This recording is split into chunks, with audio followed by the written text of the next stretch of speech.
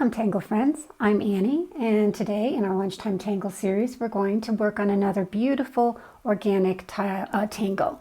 This one is brand new to me. I taught myself over my vacation. I'm always trying to learn new tangles myself, and I absolutely love this one from Susan Yeo. It's called Wingswirl, and Susan's step out looks like this.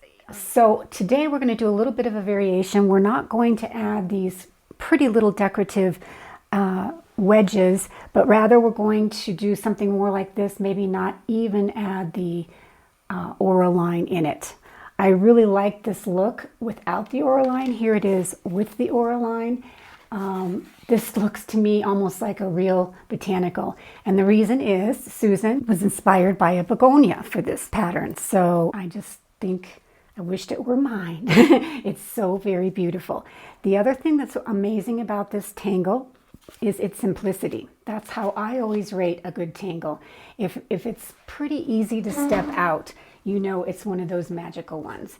And you absolutely don't need any pencils or anything to do anything with. We're just going to make a cluster of these, do some shading on this paper that is colored background, so we'll have to be coloring or shading with our colored pencils. I'm going to be using today an 05 Micron pen, a dark green one that I got from Zen-Tangle, and then I have a variety of green pencils, light green or yellow to medium, and then dark green. This is the pine green. So whatever your colored background is, you want to have a few pencils to layer up with. As you know, we've been doing this quite a lot together. Well, I'm going to start with the the number 6, basically. So simple. The 6 is not going to be curved around, but more kind of with an orientation up like that. And then we're going to take off from here, and we're going to make our leaf shape with wiggly lines, very much like we do Samson, because if you know this plant, it does have serrated edges. You can make them large or small. These are a little bit smaller, for example, than these. They're more flowing. Okay, so then we are pretty much finished with that, but we are going to divide. Susan divides this up into like 5 sections. So I'm going to divide them with lines starting from the center point, which is this little snail. But when I'm dividing, I'm not going to use straight lines, except for here. There's really no other way to do that one, but I'm always bowing it ever so slightly because that's going to give our leaf or our wing swirl the look of dimension. It's already kind of popping. And then I'm going to go ahead and just add that little extra touch of weighting the end here with that little triangular space. And then we're going to get some movement in our cluster by turning and having the orientation of our next wing swirl a little bit different, and also a varying size. So this one's going to be a little bit smaller, and it's going to be drawn behind. That should be a little pointier. 1, 2, 3, 4, and 5. And then just keep on turning. Maybe make this one down here a little bit bigger.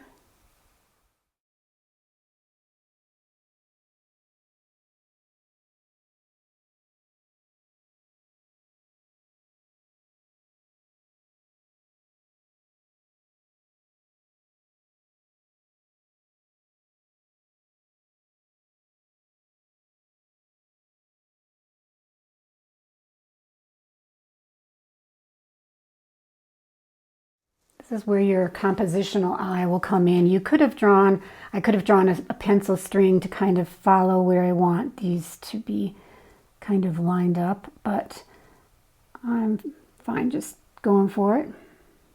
So there's 6 here, and whenever I do a cluster of anything, I like to do them as odd numbers. Let's see, I think I'll go here. No.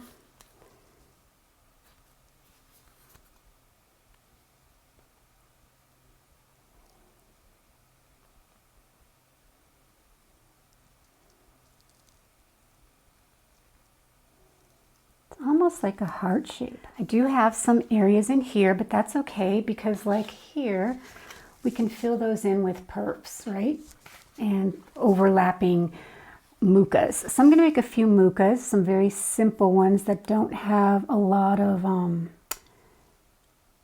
head, or just more kind of tendrils. And I'm going to do some overlap with them.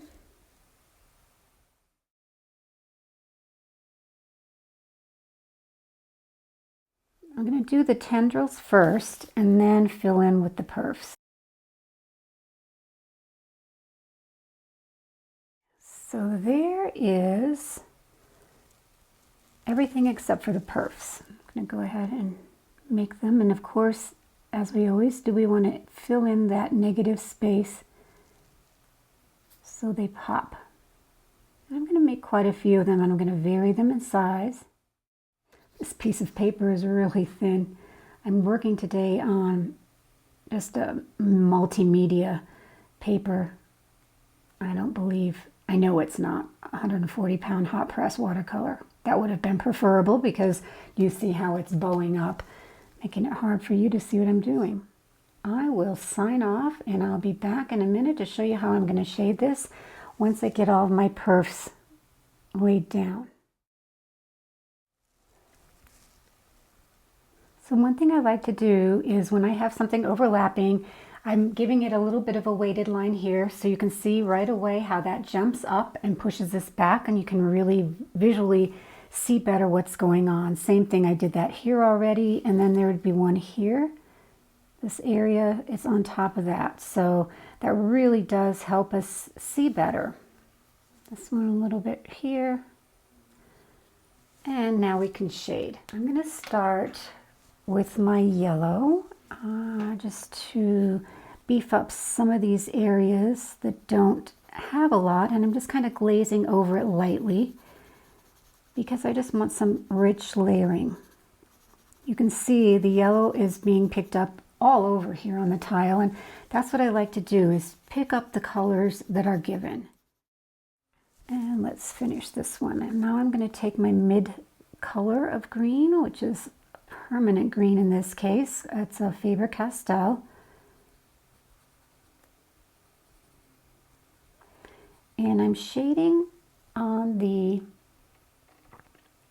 areas around this spiral, this 6 kind of. You can get a lot of control if you just pull your stroke like an eyelash stroke. And just adding some kind of undulation here with a little bit of shading towards the center. So it looks like it's kind of going up and down, right? You see how it's bowing there. A little bit more here and some under this little area.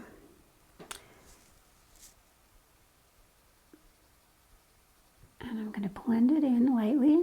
So I almost don't even need a blender. However, we will be using our solvent blender. I guess I'll have to go upstairs. My solvent blender is upstairs. So let's finish shading this first.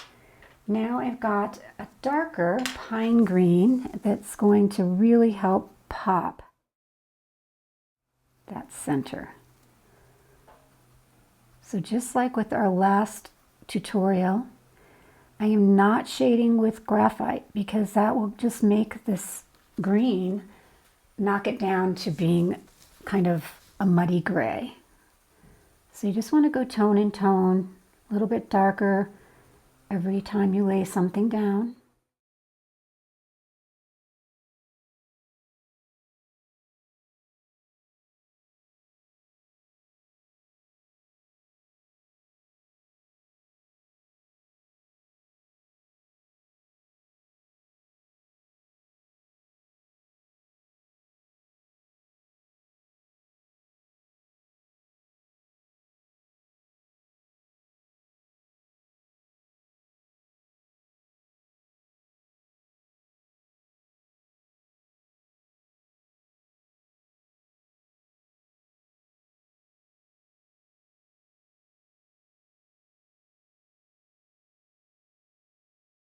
I like to leave the edges a little bit lighter.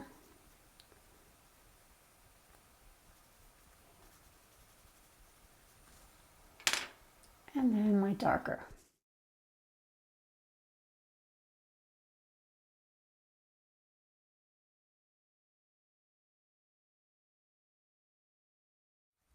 And like we did last time, you can go back and forth and rebuild and add more of whatever you think needs to be there.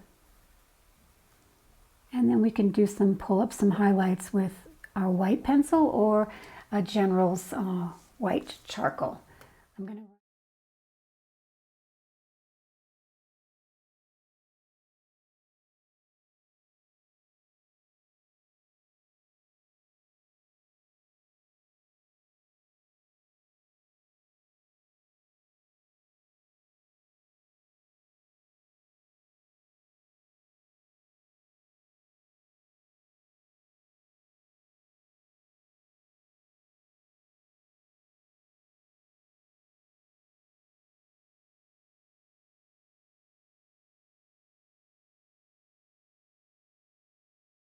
And you can do the same thing to some of the larger perfs in here to give them dimension. A little bit of kind of spherical shading. And we could go back in there with a jelly roll. So I'm going to take my white pencil and just add a little bit of highlights here.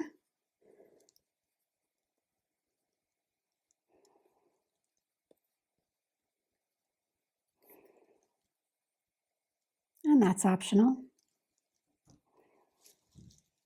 It just kind of gives it a little bit more interest, something to look at. This would be popping up. This could have a little bit more dark.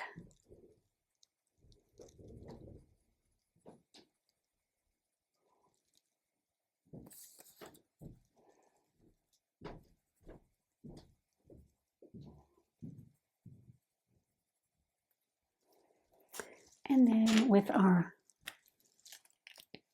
going to blend some of these little perfs to show you.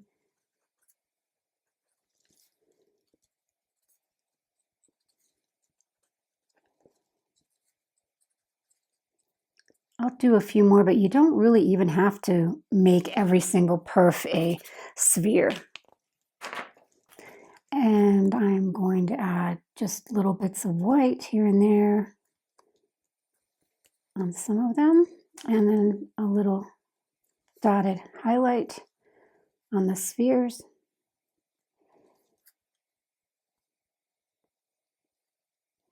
And then you can, I will be finishing these up later. I just wanted to show you, and we'll be back to getting this one shaded. Then you can just add a few little highlights on your leaf edges if you'd like. It just kind of makes it sparkle. And then I even did a few like this, so that it looks like that's really three-dimensional there.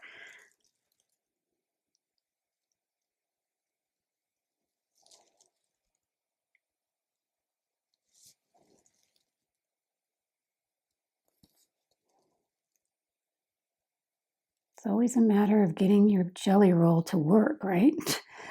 It's always kind of a problem for me. I guess I'm pressing too hard. I know that if you lighten up on your touch with these jelly rolls, they flow much better. So that's basically what I wanted to show you. I'll do one more leaf. Here's a nice big one.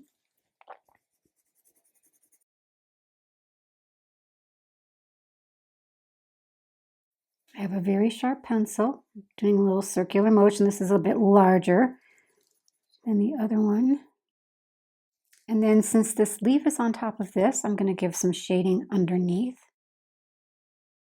And then my final dark green, dark pine green it is. It's just ever so slightly darker, but actually it is quite a bit darker once you hit it up with the solvent blender, because it kind of illuminates that bluish pigment in there, basically going over the darker area that we just did with the other green. Always save out some highlights though, right? And then I'm going to hit it up with the solvent blender, lightly, clean, try to stay away from the line. I kind of like how when you color over the lines like this, they get sometimes a little bit covered up. You can bring some of those back, but it's sometimes nice to leave them kind of underneath the color. All right, I will go ahead and finish up and be back to show you my final piece. I think I like to look at this like this, and then I'm going to put my chop in, and there is wing swirl. So actually I did want to show you for a side-by-side of the one I had done as a mock-up and then this demo from today. This is on a bit brighter paper. On this one it looks a little more antique because I did go in with a darker green. It was an olive green, which kind of gives it that gray tone. It's not graphite, but that's what you can do. You can keep on layering until you get the darks that you need according to whatever background you have. I kind of like the brightness of this one, so I'm not going to do that dark there. So just another tip. Hope you enjoy drawing wing swirl as much as I do, and I look forward to seeing, of course, your creations on Annie's Botangle Alumni Facebook page. Thanks for joining me today. I'll see you next time.